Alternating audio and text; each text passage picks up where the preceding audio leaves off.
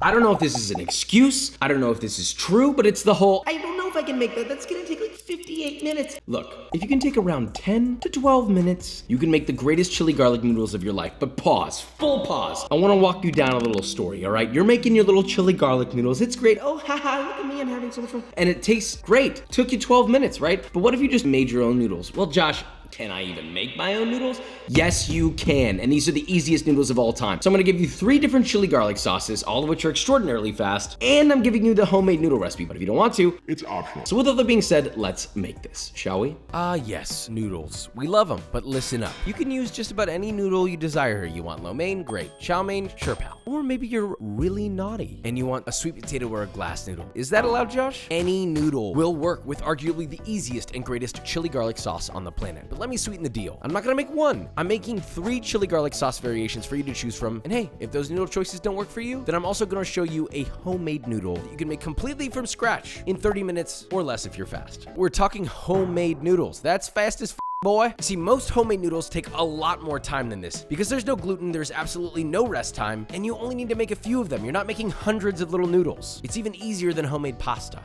If you don't want to spend the time doing that, what did I say earlier? Pre-made noodles, boom, 5 to 10 minutes instead of 30 to 45 minutes. That being said, you're gonna want to see these noodles. I saw these all over TikTok. I have no idea where they originate from, but I thought I'd try my hand at it. They're kind of like gnocchi because there's fresh potato and extra starch, except the starch is potato starch. Makes sense. You need 2 medium or 3 small Yukon Gold potatoes. These were small. Oh, so cute. Peel them nicely, like you're taking off a little jacket. Cut them into 1.5 inch chunks and place them into lightly salted boiling water just until tender, about 5 to 7 minutes. Remove and run through a potato ricer while they're still hot. You can also use a hand masher, but they won't be nearly as fine. Plus, potato ricers you can get online or at a lot of cooking stores. The link is in the description for the one that I use. Now add your rice potato to a bowl, smooth it out with a spatula, and add 1.5 cups or 250 grams of potato starch. Start mixing that together, then add 3/4 of a cup or 175 milliliters of room temperature water. I would highly recommend you start with half that amount of water, kneading, then adding more to hydrate as you see fit. The goal is to end up with a nice, smooth dough that's not too crumbly. And you may end up using all the water, but that's nature, brother. You see, my good boy. Cooking is a bit of alchemy. A potato is a potato. Some may contain more or less water. You are simply at the mercy of nature. Anyway, knead your potato until you get a nice cohesive dough. Divide that into 16 even pieces, then roll those pieces into rods about 6 to 8 inches long, depending on the length and girth that you prefer. Just try to keep them thick. That's kind of the appeal. Plus, they also fall apart if you go too thin. Now drop those bad boys into a pot of boiling water and cook until they float. Once they're floating, then you just cook for another 1 to 2 minutes. Now while those are boiling, sauce number 1. Now while this is our primary sauce, I'm not sure that it's going to be our best or our fastest sauce. Now to a large heat-proof bowl, add 2 green onions finely chopped, 2 teaspoons or 10 grams of toasted sesame seeds, lightly ground, 4 cloves of garlic grated, 1.5 tablespoons or 12 grams of gochujaro, 2 teaspoons or 11 grams of crushed red pepper flakes, half a teaspoon or 3 grams of MSG, 'cause Papa loves it, half a teaspoon or 3 grams of white sugar, 1.5 tablespoons or 22 grams of dark soy sauce, 1 tablespoon or 17 grams of regular soy sauce, 1 tablespoon or 17 grams of Chinese black vinegar. Then in a small sauce pot, you'll add 1/3 cup or 75 grams of vegetable oil. Heat that over medium until hot. Now you don't have to temp check it, but my recommendation is 350 Fahrenheit. Now pour your hot oil over your mixture in your heat-proof bowl, right? You did pick a heat-proof bowl, I hope. Once your hot oil is in there, mix it lightly. Then using a spider or a perforated spoon, fish out your noodles and place them into your bowl. It's okay if you get some of the cooking water in there. That'll actually help emulsify the sauce. Now toss all that together until your noodles are nicely coated, and that's it. When you eat these noodles, I recommend grabbing them with a chopstick and using scissors to cut them into small bite-sized pieces rather than sucking on them because they are quite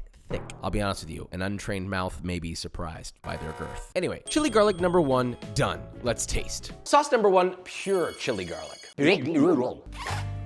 Wow, this is an experience. My first thought was 16 noodles. That doesn't seem like enough. Listen, 4 to 5 noodles of this thing, I think you're good. This is the perfect snack side dish for a group of people or just yourself. You don't have to cook all of them at once. This sauce by itself is utter perfection, okay? The perfect level of spice. It's not too spicy. Don't be like, oh, am I gonna be able to handle that? Whenever you see like a red chili sauce on noodles, this has every flavor you can imagine when your mouth is watering. It's garlicky, it's spicy, it's got the umami from the MSG and other things. Sort of the unctuous, savory sauce you want on all things starch. And this is the perfect starch, or you can put it on any other noodle you want. And everything from the top to the bottom, homemade. Now for sauce number 2. On to sauce number 2. This one may be the easiest. Large bowl. 1 tablespoon or 18 grams of gochujang, 3 tablespoons or 37 grams of sriracha, 3 tablespoons or 46 grams of tahini, 1 teaspoon or 3 grams of ground Sichuan peppercorns, 1 tablespoon or 17 grams dark brown sugar, 1 teaspoon or 7 grams of sesame oil, 3 tablespoons or 50 grams of soy sauce, 2.5 tablespoons or 24 grams of water, pepper, 3 cloves of garlic grated, mix together until combined, boil your noodles, add them to the bowl, and toss to coat. Chili garlic number 2, done. Let's taste.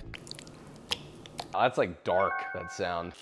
Ooh. This one's a little different. Give me kind of like Dan Dan noodle vibes, but not quite. You got the sesame, it's creamy. Why is this one spicier than the last one? How does that make any sense? Oh, Szechuan's in there. It's in my mustache right now. This is like a step up in spiciness and it adds a layer of creaminess to it. No sweetness, it's very savory. I like this one, but I think the last one I prefer more. On to our final sauce, number 3. Now, the next sauce might be one of my favorite noodle sauces that I've made in a while. In a medium sauce pot, add half a cup or 100 grams of white sugar, 1 cup or 240 milliliters of water, 1 cup or 240 milliliters of white distilled vinegar, 1 cup or 240 milliliters of fish sauce, 15 garlic cloves. Yes, that's right. Follow that with 1 cup or 26 grams of Korean chilies, 4 green onions, rough chopped, and a 3-inch knob of ginger, peeled and thinly sliced. Cover with a lid or a cartouche, which is just parchment paper folded, because you want these bad boys to steam. Bring that to a boil over medium-high and cook for 7 minutes or until the chilies are tender. Remove from the heat and let that sit for 5 minutes. Then pour everything into a blender, blend on high speed. Once that's blended to as smooth as possible, slowly stream in half a cup or 105 grams of vegetable oil. Then once all that is added, pour your sauce into a bowl, add salt to taste if needed, then get your large heat-proof bowl, boil your noodles, add them to a bowl, add your sauce, toss, toss, toss. I meant to say pop into a bowl, but I wrote poop on my VO notes here, so poop into a bowl. Maybe garnish this one. Chili garlic number 3, done.